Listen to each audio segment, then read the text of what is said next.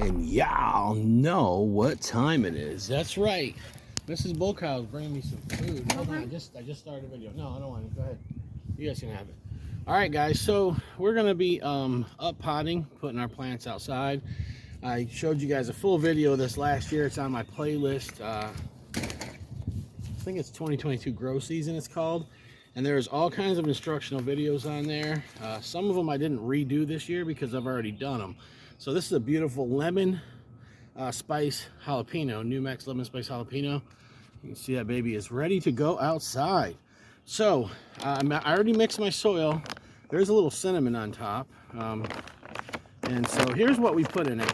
So for every 50 quart, I think they are, the big huge bags, I use Daddy Pete's organic soil potting mix. Now for every bag of that, I get 2 5-gallon containers out of it. I am going to put a half cup of this right here, Dr. Earth. This is the organic and natural handcrafted blend, tomato and vegetable and herb fertilizer. This stuff is awesome. It's OMRI certified, organic. So a half a cup of this. So you could say a quarter cup to every 5 gallons is great. Okay. And then I also put a half cup of Epsoma organic bone meal. That's right, organic bone meal. That stuff gives you your phosphorus. And then for that extra little boost of nitrogen, you want to use some organic blood meal. It's the same company, Epsoma. Epsoma is the company I also use for my seed starter, organic seed starter mix. So this is what, like I said, I put a half cup for every, so we'll just go with, when I split it in half, a quarter cup. And then I do have cinnamon that I sprinkle on top because I mixed my soil yesterday. So I sprinkle a little bit on top. It keeps pests away, and it also is a root hormone. So this is really simple what I'm going to do here. I am going to stake this. Now with my super hots, a lot of them I topped or they're really short and stocky. I don't need to stake them, but I am going to actually stake this plant. The first thing you want to do is just use the same size container. This is just always the sure method. I make a little hole. I take around go around like this and kind of build that up. I always build my plants up because if it rains heavy, you don't want them to sit down in. Now some people like digging moats and they like to have it kind of where, not for me, not if I'm going to be able to keep an eye on them and water them every day. I like to raise my plants up a little bit, and then I have this crease around here. You see a lot of pine bark in here. This is Daddy Pete's. If you're not in North Carolina, you probably can't get your hands on this. This stuff is highly acidic, very good soil. I think that's why, knock on wood, we hadn't had any problems with aphids. I heard that if your soil's really acidic, they don't like it. So all I do is just put an empty container in there, or the container you're using, like so. And I always have a spray bottle with me. Now this is a little bit different this year. I always spray a little bit of water in there, because I will give this some water. I will water this after I transplant it, but I always like to make sure I put it right in there.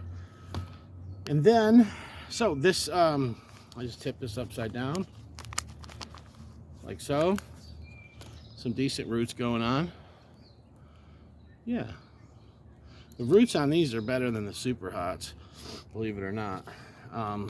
But they grow quicker. And this has got some, so shout out to Kevin Kono.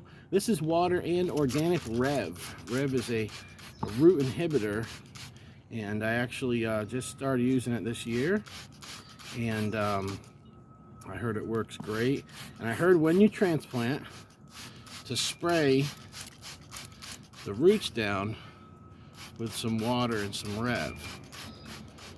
I heard it helps with transplant shock. Now usually if the roots are more developed, I'll actually rough them up at this point. But because these are not, this is not a root bound plant, I'm just going to plop it in there like so, push down a little bit. And then what I'll do is just take the soil around the edges and kind of just build it up around there.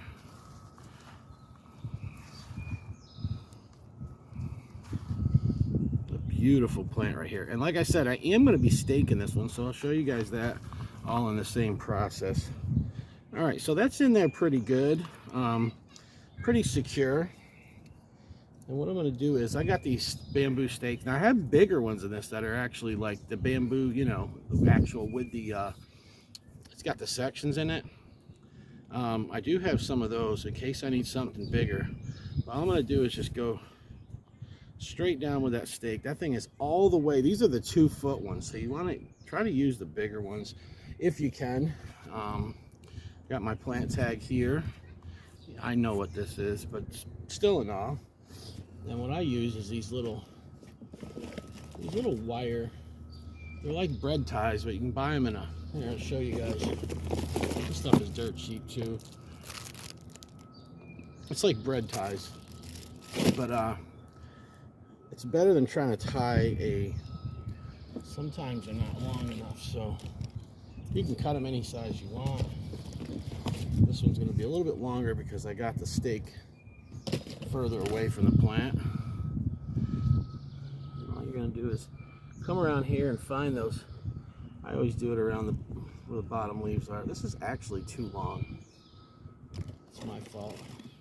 My fault for not properly thinking that out in the first place. All right, that should do it.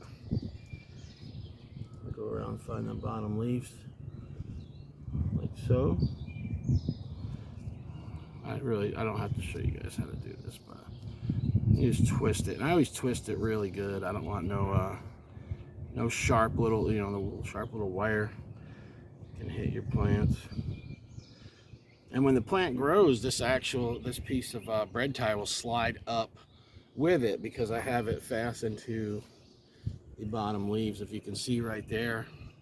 And that's it. Sometimes I'll go around and spray because, you know, when you go to water something this small, it's like it wants to just flood it all over the place. But my flower pot is very full right now, so I don't know if this is a good idea to do or not, but we'll see. Yeah.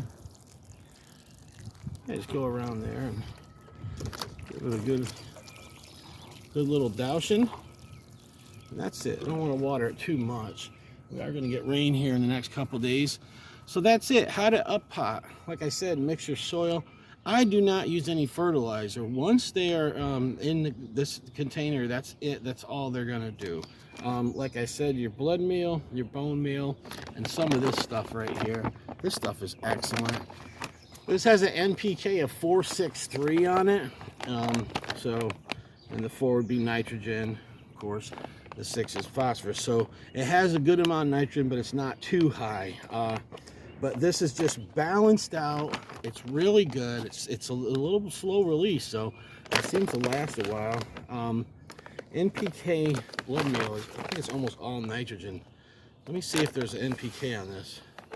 Yeah, 1200, guys. So yeah, blood meal is pretty much just straight nitrogen. And you want to use that when you mix it in your soil. Throw some blood meal in there. Now, what you can do, and I have done this before, your phosphorus here is 412. So this actually has the bone meal. This actually does have some nitrogen in it, but of course it's got the phosphorus heavier. So what I say is this, guys, maybe after a month, 2 months, you can take a little bit of this blood meal. I'll show you what it looks like if you guys never seen it before. It's hard to see on the glove. It's basically black. But you can just sprinkle some of this around the edges. It's not going to hurt it for me to just sprinkle that little bit now, but sprinkle a little bit of that around the edges, maybe in, I don't know, a month. And then maybe a month, 2 months, just to make sure you got good nitrogen going on in there. And then once you start seeing flowers, take a little bit of the bone meal and sprinkle that around the top. You want to make sure there's enough phosphorus so that they can fruit really well. So yeah, there it is. That's a beautiful plant, guys. This is my daughter's plant, New Mex Lemon Spice Jalapeno. Just got done doing some of my super hots. I still got a long ways to go. But I just wanted to show you guys an up potting video and let you know how I do my soil mixture. Once again, 1/2 cup for every 50 quart bag. If you say 5 gallon bucket, I would say a quarter cup of the blood meal, a quarter cup of the bone meal, and a quarter cup of the Dr. Earth, and that seems to work for me. You know, I don't fertilize. Like I said, I will, and I don't always do it. I will take some of this and sprinkle it, you know, throughout the season when needed. Thank you guys for watching. Uncle Bocow, I'm out.